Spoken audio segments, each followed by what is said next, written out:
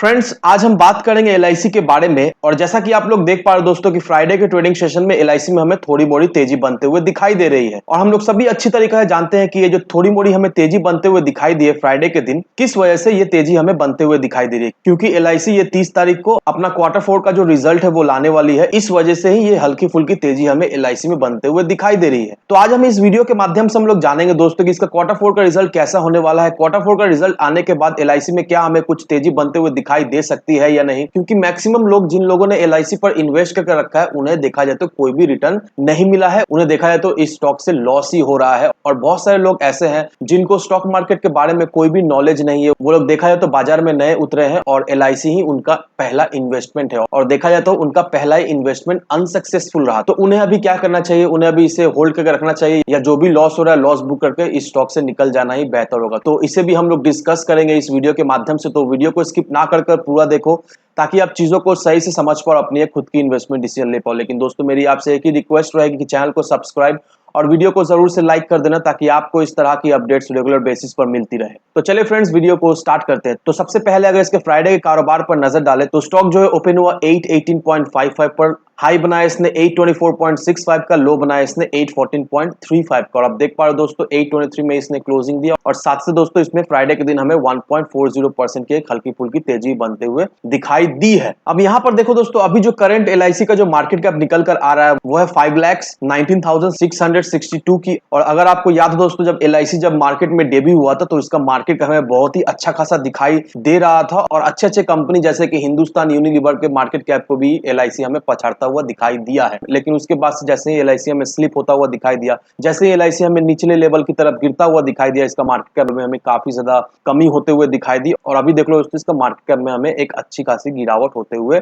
दिखाई भी दी है। लेकिन दोस्तों मैं आपको एक बहुत ही इंपॉर्टेंट चीज बताना चाहूंगा। अगर आप एलआईसी के पीयर कंपैरिजन को देखोगे दोस्तों तो यहाँ पर देखो दोस्तों HDFC Life Insurance, SBI Life Insurance, ICICI Prudential Life Insurance, ICICI Lombard, Star Insurance, general insurance, तो ये सारे कंपनी से जो है वो एलआईसी का पीयर कंपैरिजन किया जा रहा है। अब मैं एग्जांपल के तौर पे दोस्तों एचडीएफसी लाइफ इंश्योरेंस और एसबीआई लाइफ इंश्योरेंस को लेता हूं और आपको समझाने की कोशिश करता हूं दोस्तों कि एलआईसी में अगर आप इन्वेस्ट करके रखते हो तो किस तरह की रिटर्न आप इससे बना सकते हो इन फ्यूचर में। अब यहां पर देखो दोस्तों एचडीएफसी लाइफ इंश्योरेंस, तो जब एचडीएफसी लाइफ इंश्योरेंस लिस्टेड हुआ था 17 नवंबर 2017 को तो इसका जो प्राइस हुआ करता था वो 344 रुपीज तक हमें जाता हुआ दिखाई दिया। उसके बाद इसमें हमें एक तेजी बनते हुए दिखाई दी, अपना एक नया हाई भी बनाया 523.30 का 18 मई को। लेकिन उसके बाद से इसमें हमें एक अच्छी खासी प्रॉफिट बुकिंग होते हुए दिखाई दी और ये स्टॉक अपने लिस्टेड प्राइस के करीब ही फिर हमें जाता हुआ दिखाई दिया करीब एक साल के अंदर ही। लेकिन उसके बाद से देखो दोस्तों किस तरह की इसमें हमें तेजी बनते हुए दिखाई दी और ये स्टॉक हमें 747.75 तक भी जाता हुआ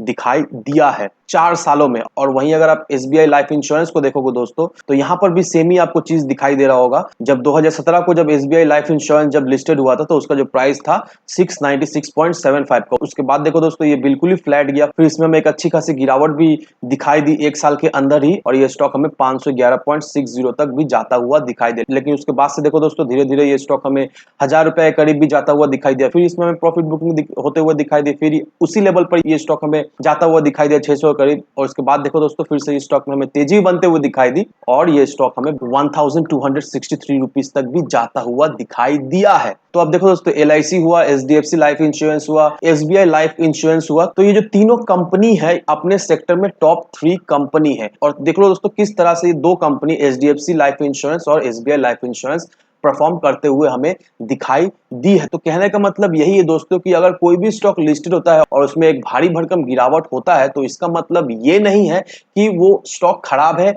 इन फ्यूचर वो परफॉर्म नहीं करेगी। बहुत सारे स्टॉक ऐसे हैं दोस्तों कि वो उतना फंडामेंटली स्ट्रांग नहीं है, तो जब लिस्ट होता है तो इन्वेस्टर्स को एक अच्छा खासा उससे रिटर्न मिलता है, लेकिन बाद में ग्रेजुअली उसमें एक गिरावट होते हुए दिखाई देती है और वो स्टॉक करोड़ों के दाम में मिलता हुआ दिखाई देता है। लेकिन एलआईसी वैसा स्टॉक है नहीं दोस्तों। एलआईसी जो है वो मार्केट को डोमिनेट करती है LIC जो है वो ऑलमोस्ट 2/3 मार्केट को डोमिनेट करती है। जितना भी कंपनी है ये लाइफ इंश्योरेंस सेक्टर में दोस्तों, उसमें LIC जो है वो टॉप रैंक पर आता है और हम लोग बहुत ही अच्छी तरीके से जानते हैं कि LIC एक मार्केट डोमिनेटर है। LIC जो है वो पूरा इंश्योरेंस मार्केट को डोमिनेट करके रखा हुआ है। नो डाउट अभी LIC में हमें गिरावट होते हुए दिखाई दे रही है। नो डाउट LIC में हमें काफी ज्यादा नेगेटिविटी दिखाई दे रही है, लेकिन इसका मतलब ये नहीं कि ये बिल्कुल ही बेकार स्टॉक है। इसमें अगर हम लोग इन्वेस्ट करके रखें या फिर जिन्होंने इन्वेस्ट करके रखा है उनका कंडीशन पेटीएम के जैसा हो जाएगा। नहीं, ऐसा बिल्कुल ही नहीं दोस्तों। अगर आप पेटीएम और LIC को कंपेयर करते हो तो हेलन हेवन का डिफरेंस है। पेटीएम जो है वो जब लिस्टेड हुआ तो ऑलरेडी जो है वो हाई वैल्यूएशन में लिस्टेड हुआ था और साथ ही साथ दोस्तों पेटीएम का फाइनेंशियल भी कुछ खास नहीं था। पेटीएम देखा है तो लॉस मेकिंग कंपनी था और लॉस मेकिंग कंपनी का तो दोस्तों ऐसा अवस्था होना ही था, उसमें तो अच्छा खासा फॉल हमें दिखाई देना ही था। तो पेटीएम में ये जो भारी भरकम हमें गिरावट दिखाई दी है तो इसे देखकर हमको बिल्कुल ही चौंकना नहीं है, क्योंकि ये होना लाजमी था। ये आज नहीं तो कल होना ही था। लेकिन दोस्तों अगर आपका कंसेप्शन LIC को लेकर सेम है तो आपका कंसेप्शन बिल्कुल ही रॉन्ग है दोस्तों। LIC में ऐसा बिल्कुल ही नहीं होगा।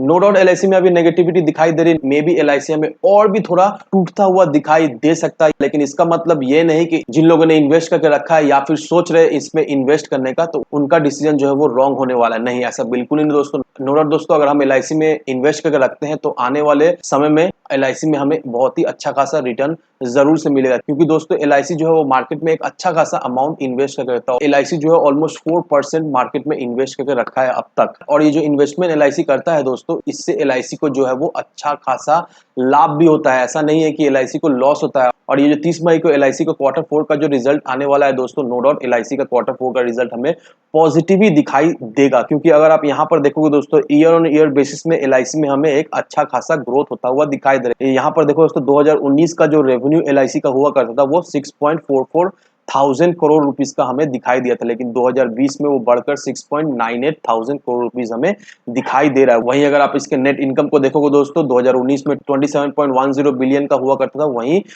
2020 में वो बढ़कर 29.74 बिलियन का हो गया है। तो देखो दोस्तों नेट इनकम में भी ईयर ऑन ईयर बेसिस में हमें 9.73% का एक बढ़ोतरी होते हुए दिखाई दे रही है। और ये भी आपको बताना चाहूंगा दोस्तों कि लास्ट क्वार्टर में भी LIC जो है वो प्रॉफिटेबल ही रही है, और नो डाउट दोस्तों इस क्वार्टर में भी LIC का जो रिजल्ट आने वाला है वो हमें अच्छा खासा पॉजिटिव ही दिखाई देगा। और इस वजह से ये जो थोड़ी मोड़ी हमें तेजी बनते हुए दिखाई दे रही है LIC में, जस्ट क्वार्टर रिजल्ट की वजह से LIC में हमें तेजी बनते हुए दिखाई दे रही है। लेकिन मे भी दोस्तों रिजल्ट आने के बाद इसमें हमें थोड़ी मोड़ी नेगेटिविटी भी दिखाई दे सकती है, लेकिन वो देखकर आपको बिल्कुल ही घबराना है नहीं, क्योंकि मार्केट अभी बहुत ही वीक है दोस्तों। अभी नो डाउट लास्ट फ्राइडे के दिन थोड़ी मोड़ी मार्केट में हमें तेजी बनते हुए दिखाई दी है, लेकिन ये तेजी मुझे ऐसा नहीं लगता है कि सस्टेन करने वाला है। फिर से मार्केट में प्रॉफिट बुकिंग नो डाउट होते हुए दिखाई देगी, और अगर मार्केट में प्रॉफिट बुकिंग होते हुए दिखाई देती है तो नो डाउट इसमें हमें गिरावट होते हुए दिखाई दे सकती है। अगर आप LIC में इन्वेस्ट करके रखते हो तो नो डाउट आने वाले समय में LIC से आपको एक अच्छा खासा डिविडेंड भी मिलेगा। तो अगर आप डिविडेंड के नियत से भी कोई स्टॉक ढूंढ रहे हो, एक अच्छा स्टॉक, तो LIC में आप इन्वेस्ट करके रखो। साल 10 साल आपको एक अच्छा खासा डिविडेंड LIC से जरूर से मिलेगा। और नो डाउट दोस्तों 30 तारीख को जब रिजल्ट आएगा तो एक अच्छा खासा डिविडेंड भी LIC जो है अपना इन्वेस्टर को खुश करने के लिए देने वाली है। तो इन सारे फैक्टर को कंसीडर करो दोस्तों, और अगर आप सोच रहे हो LIC में इन्वेस्ट करने का तो नो डाउट LIC में इन्वेस्ट करो दोस्तों। आने वाले समय में आपको एक LIC से अच्छा खासा रिटर्न जरूर से मिलेगा दोस्तों। तो ये सारे फैक्टर को कंसीडर करो, उसके बाद ही अपना एक इन्वेस्टमेंट डिसीजन लेना। लेकिन दोस्तों मेरी आपसे एक ही विनती रहेगी कि विदाउट एनी डिटेल रिसर्च के बिना कहीं पर भी इन्वेस्टमेंट ना करें। वीडियो अगर आपको पसंद आए तो लाइक से सब्सक्राइब जरूर करना। तो चलिए फ्रेंड्स, मिलते हैं हम अगले वीडियो में।